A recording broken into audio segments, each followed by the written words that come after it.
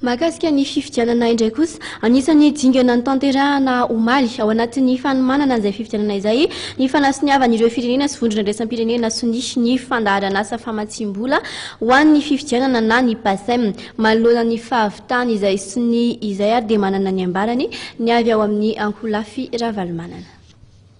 Mahatombo mbola tsy tafavoaka amin'ny krizy ny firenena amin'izao fotoana izao dia tsy tanteraka araka ny tokony ho izy amin'ny fampiarana ny sorodalana izay fototry ny lalàna rehetra ao anatin'izany ny lalam-pifidianana hoy ny filoha-hevitry ny CST Maître Yanitra Rakotomavo.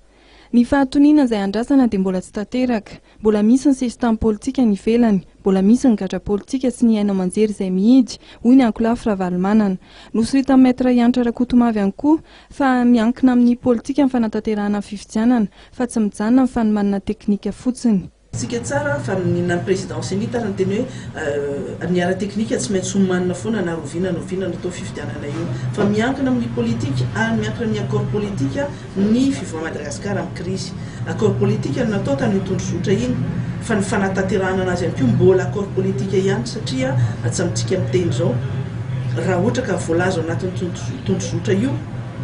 mipetraka fotsiny eo ambony latabatra dia tsy misy ninina zany azo antenaina amin'ny fivoahana amin'ny crise fa indrindrandrindra raha ny communauté internationale izay heritreritra amatsy vola efa nitenina ny Union européenne hoe tanterao ny apaisement politique, tanterao io article 20 io fa rehefa tsy tanteranareo tompony andraikitra malagasy ireo dia tsy maintsy ho tanterahany SADC ary tsy tokony adinitsika fa ny calendrier électoral nataony senita miaraka amin'ny Nations Unies nataony Nations Unies sy ny parti malagasy fa ny SADC sy miandraikitra ny politika tsy nanatanteraka an'io fa ny politika no karakarainy kanefa miankina amin'izay politika izay ny teknika